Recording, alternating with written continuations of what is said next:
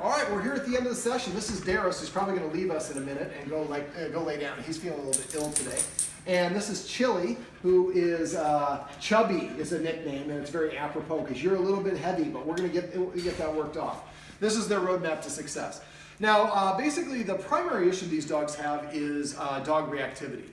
She, not as much as Darras, but now when they're together, they just, the Guardians have said they don't really give any warning signs, and they're not just aggressive towards the other dogs. They want to dispatch them. And so we're going to set up a follow-up session where we're going to do some behavior adjustment or some bat training. But before we get to that, there's always the underlying causes. Now, there can be multiple causes, just like anything else. It's never one specific thing. And so I spent a lot of time in this session talking about rules and structure so the dogs start to see and identify their humans as an authority figure. I think that the humans in this house love the dogs, but I think almost maybe have loved them a little bit without so much structure, so the dogs, I think, have a perception that they are on equal footing with the humans. So they have some rules in place. A lot of times I ask my clients, what rules do your dogs have? And they can't come up with any. These dogs are not allowed to be on the furniture, not to be on the bed in certain parts of the house. So they do have some structure. But Chillie specifically is, she's a little bit tubby now, and she doesn't want to walk very much. She's really treat motivated. Darras really isn't as treat motivated. He finally started taking our treats as we went, but I think, like I said, he's having an off day. So we started off by going over the importance of rules and structure. Some of the rules that I suggested is to sit before we let the dogs in or out the door. Say sit once. If the dog doesn't sit, walk away. Sit down somewhere, wait at least 1 minute, or wait 1 minute exactly. And go back to the door and tell the dog to sit again. Repeat. If he doesn't sit or she doesn't sit, walk away this time for 2 minutes, next time for 4 minutes, then for 8 minutes. And as soon as the dog, you say them sit and they sit, open that door and let them out the door. So that becomes the reward. And start with whatever direction they want to do. If they want to be outside, start with them inside, but eventually do it in both directions. This dog shouldn't be within 7 feet of people who are eating. They shouldn't be in the kitchen when we're preparing food. There's a table with kind of an L shape in front of the couch, and the dog's kind of, especially Chillie, likes to kind of shove her way in there. I wouldn't allow her to shove her way in there, so have her sit off to the side, just a little bit of space, so that she doesn't. Sometimes the dog's always on you at all times. They feel like they get clingy and they need it. The Guardian, basically Chillie is very overweight. She really doesn't want to eat. The Guardians have done a lot of different things to try to get them to eat. And really what she's kind of found out is that she'll eat a little bit if we doctor the food up a little bit, but if we feed her late at night. Now, the other dog, Darras, has food out all the time. And I'm guessing that she's probably getting into his food and sneaking some of his food at times when they don't want. But the bowls are both full when it was feeding time, at least Darras's was. And so what we would like to do is go to a structured feeding. Now for structured eating, dogs eat in the order of their rank. It's the most important activity they participate in. And so what we're going to do is, I told the Guardian, I suggested a couple places in the the dogs have their own little room that they hang out in. And there's a doorway to it. So what I would do is I would have the dogs outside of the room, close the gate if you need to, put food in both bowls. The first dog is going to eat, which is probably going to be Chillie. Her bowl should be closer to the door. And then Darras's bowl can be in the little bathroom, which is an adjoining room off of their room. And so I'm going to invite Chillie to come in first. And I'm going to point to her bowl. She's going to go and sniff it. She probably isn't going to eat for the first couple bites. I'm going to explain what to do there. But if she does eat, we want to use passive training to come up with a command word. So say grub, chow, feast, sushi, meatball, whatever the word is that's specific for her. A one-word command that's unique. Every time she takes her first bite of food, say the name of that word. And then basically when she starts, and then let her eat, and just say it once. And whenever she gets done eating and walks away, any food that's remaining, we're going to pick up and dump back into the bag. Now, if the dog's consistently only eating 75% of their food, then start feeding them only 75% of a cup. We want the dog to practice cleaning their plate. So we want to feed them the appropriate amount so at the end, the bowl is empty. And then when she's done, she leaves the area, and then we're going to invite him in, and he gets to eat from his bowl. When he eats, we're going to say a different word that maybe his word is ziti. And so every time he eats for 2 months, the first bite of food, he hears the word ziti. He hears ziti, there's food in his mouth. She hears ziti, there's no food in her mouth. So eventually the dogs know a command word. Now she, I'm guessing, is probably not going to eat because she just is finicky. And I think she's gotten her way a lot. And so basically, in terms of feeding. And so what I would like the Guardian to do is, as soon as she sniffs the bowl, as soon as she walks away, pick up the bowl, dump the bowl empty, put the bowl back down the floor. 99% of the time, the dog will come and lick the empty bowl. Now when she's eating, the other dog's not allowed to be in the room. We're going to keep structure. And so as soon as she sniffs them all and licks it, then we're going to have her leave the room and invite him in, and he gets to eat. So if the dog goes up and as long as they're there and eating, we'll allow them to go unless it gets prohibitively long. If it's longer than 3 minutes to eat, then let me know and I'll give you a change up for that one. But the idea is I control the food as the human. If you want to eat, you better eat when I tell you to, and if you don't want to eat, that's fine. There's no food again until later. Now, when we're doing this, if she's not eating, then I would be very, very strict on giving any treats for the rest of that day because you're kind of working against yourself. And no snacks or no cheating because hunger eventually becomes your ally. When the dog's hungry enough, it will eat. And this is going to be a who blinks for scenario. So if you doctor the food or give the dog other stuff, the dog's just going to continue doing what it's doing now. Now, a couple of tips for food. Since she's a little heavy, we can take some green beans. For her size, I'd probably grab about 5 to 9 green beans, chop them up into little bits that are about the size of kibble, and then substitute about 10% of whatever her appropriate food should be. So look at her weight and look at the bag and then figure it out so she's eating twice a day. Now, for me, because she likes to eat late at night, I would want to shift that. We'd rather if she's only once eat in the morning. So if we feed her in the morning and she doesn't eat, then I would, once we get her in a habit of them eating. If we feed her in the morning and she doesn't eat, don't feed her dinner, wait for breakfast the next day. We want to jumpstart that breakfast because food is fuel for dogs. They need to fuel up. Otherwise, they eat late at night. That's just like us. If I eat too much Taco Bell late at night, well, I eat Taco Bell at any time. It's not going to be good. But late at night, I'm going to pack it on. So basically, we're going to do that for her. And if it goes longer than 3 days, if it goes on the 4th day and she hasn't eaten, please message me. But I'm guessing by the 4th day, she'll be motivated to eat as long as nobody's cheating. Now, the guardians also like to give them treats for different things, which is great, but we would like for her, while we're doing this, to kind of limit that and only treats when she's doing specific exercise, like the focus exercise that I showed above. Now, she's going to really be more interested in the focus exercise. She's not getting a lot of food, but just by adding that, that gives a little added motivation in the situation. Also, when we do get to the point where she is eating again, if she is finicky or not super enthused with her food, then you might want to consider switching foods or adding warm elements to the food. For dogs, when it comes to food, the most important thing is the smell, the temperature is the second most important thing, and the taste is third. You might want to consider going to a place like Woof and Whiskers or the Green Spot, which are 2 stores in Omaha that are owned by people who study animal nutrition as their college degree. There might be a different type of food that might help. Darras also has some allergies, so he's allergic to grass and some other stuff. There might be something in the food that just doesn't agree with her or she doesn't particularly like, so that's why switching and trying a different food, don't get a huge bag, just get a little bag and see if that helps. Also, variety sometimes helps. If we feed the same brand flavor all the time, they lose a little motivation. I feed my dogs a Kana, and each bag I get a different flavor. I marry the old and the new food together for about 3 days, and after that, then I go to exclusively to new food, but that helps prevent the gas. But basically, that helps. Now it's a different flavor, and for a month, okay, I'm sick of chicken. Oh, now we're salmon, and so it kind of helps reinvigorate them for that. We also went over petting with the purpose of passive training, which in this case I think is going to be probably one of the 2 most important things the guardians are going to go through. Eating is very important because it's so important for the dogs, but in this case I think the dogs are used to being catered to. So I want to flip the script. I want the dogs to feel like they need to do something to earn that affection. That's going to help them feel more confident about themselves because they're earning it. It also helps reinforce a healthy leader-follower dynamic because the dog has to do something in order to get affection or the treat or whatever it is.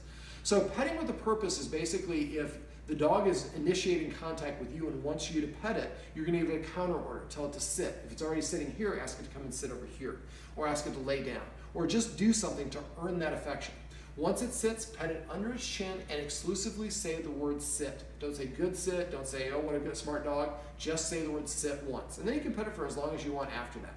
Never pat it on top of the head. We can scratch it anywhere we want, just never pat on top of the head. But if all things are equal, pet here because the dog feels good, its nose is in the air. And basically what will happen after a while, the dog is going to figure out that if I tell the human what to do, nothing happens. But now if the human tells me what to do, I get a reward.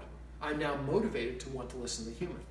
And after a while, the dog will actually come and start sitting in front of the human to prepay for the attention. When they do that, make sure we reach over and pet him and say sit or come or down or whatever the command word is. For one-word commands, preferably fun command words if you haven't already signed one. I like to say crash for my dogs to lay down. Some of my clients say chill. But coming up with fun command words can help. Maybe you call their dog room Jamaica. whatever it is. And so if you say Jamaica, you throw a treat in there and they look it up, they hear Jamaica, they're in the room and they're getting a treat. After enough repetitions, Jamaica means go into the room. It's nice to be able to direct dogs to do those sort of things. So for petting with a purpose, we're going to direct the dog to do something before we pet it, even if we just want to pet the dog.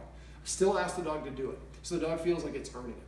And we say paycheck. If we come in the room and we suspect somebody's petting the dog without earning it, then we just say paycheck. The person is to stop petting, tell the dog to sit. When it sits, pet under the chin, say sit, and say, actually, I asked the dog to sit, and you didn't see it, and blah, blah, blah. That's okay.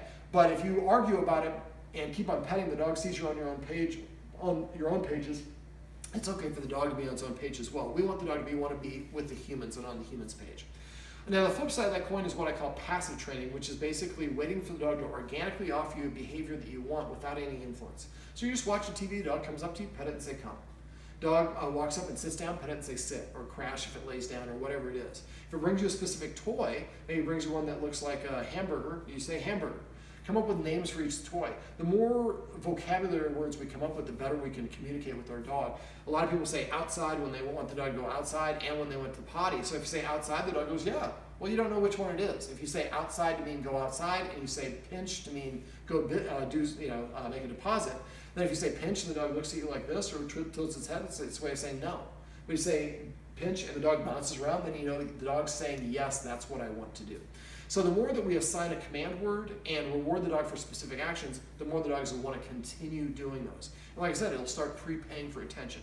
If you get in a habit of doing those two things, the dogs will, every time you pet your dog, it becomes a micro dog training session that you'll do without even thinking about it. Okay, what else did we go over? I went over the 4 escalating consequences to disagree with unwanted behavior. First thing we're going to do is hiss 1 time per incident, and the hiss is done before the dog breaks the rule. The second thing we do is abruptly stand up, turn to face the dog, keep the dog in front of your hips, so pivot your hips without moving your feet until the dog stands still, sits, or lies down. When it does that, take 2 steps backwards and pause for 1 second, then go back to doing what you're doing. Now, if what you were doing was sitting down, when you sit down, you should expect the dog to come challenge you again. Sometimes it'll challenge again 5, 10 times. Bounce back up. So don't sit deeply in the couch, sit on the edge, so you can bounce up really quickly. Now remember what you're doing, your belly button, wherever your belly button is pointing is where your authority goes. So imagine there's a line from your belly button to your dog's collar. Wherever the dog's collar goes, it just tracks your hips towards it. So that's the second consequence. Stand up abruptly, turn to face the dog, pivot, keep the dog in front of you till it stands, sits, or lies down.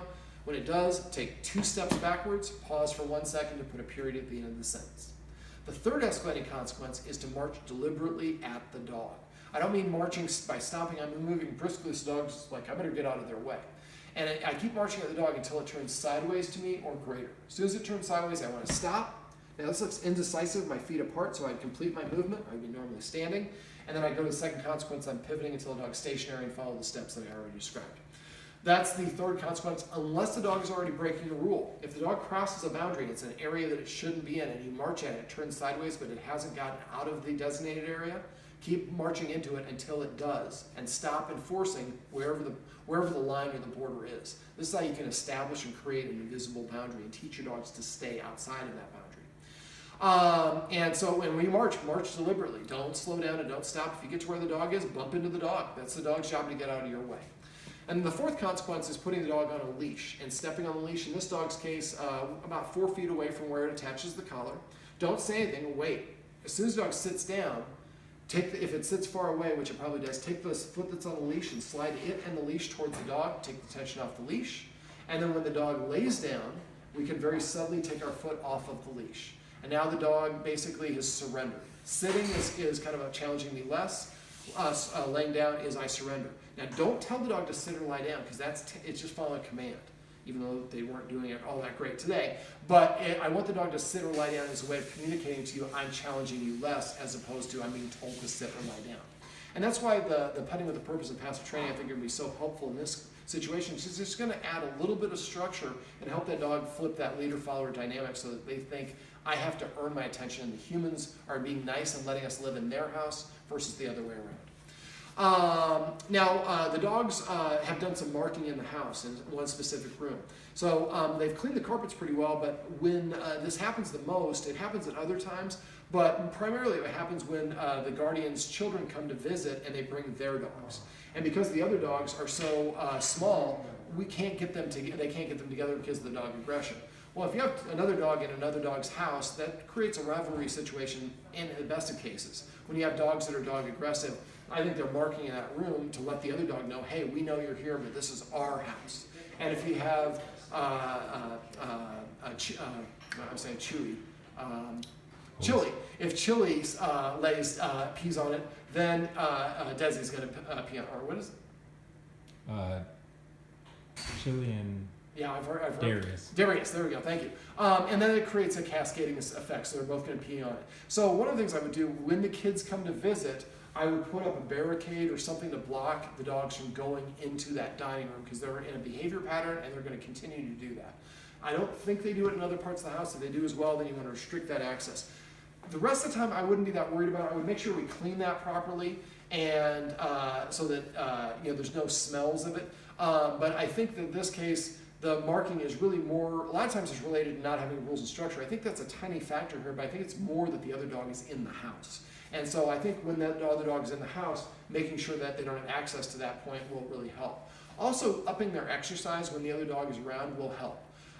Because Chillie has gotten so rotund, she doesn't like walking as much as she used to. So one of the things I recommend the guardians do is have somebody drive them a mile or two away from the house and have the handler and the dog get out there and then walk back home. So that way, because otherwise the dog doesn't want to go because they want to go back to the home. Well, if the home is in front of us, now you create a motivation for the dog to want to go in that direction. Trying to think, is there anything else we went over? You said focus exercise, right? Oh, the focus exercise we did, practice that, follow the instructions in there. Remember, within 1 week, you want to get to the point where we're at 15 to 20 seconds on that second movement. Now, the guardian has a tendency, sometimes you went like this, so make sure you always raise your nose, and don't slowly go like this and like this. I want boom, boom, 1 second, 1 second, 1 second, pretty quickly. And the guardians also, she had her hands out over the edge of her knees. Keep them right here, and make sure you're holding this and anchor it against. If you're doing it properly, at least until the dog figures out, you'll have a big wet spot here from where they're looking at it. So don't let them get them close to the treat, but not accessing. And practice the follow instructions as the instructions I have above. This isn't going to help stop the dog aggression. We're going to do that with the bat training, but this will help give the guardian a tool to redirect the dog's attention. And also, if the dog's not paying attention here, you say focus, and the dog just steps what they're doing, looks up at you. It's a great way to get them to pay attention to you. Most dogs, the focus works against you. They're focused on everything else, and that's the dogs are in high alert when they go out. Well, now we're going to harness that and help the focus help us and help us redirect the dog's attention away from things that they're going to get in trouble with. But the more that we enforce these rules and structure and make the dogs earn the affection, the more the dogs are going to feel like they need to take heed of the humans as opposed to think the humans and them are on the same level. All right, well, this is the end of the session. Normally I would have 2 dogs here, but Darras is a little under the weather, and Chillie's sleeping back in her dog bed. So this is Darras and Chillie's roadmap to success. Remember, everything you do trains your dog. Only sometimes you meet it.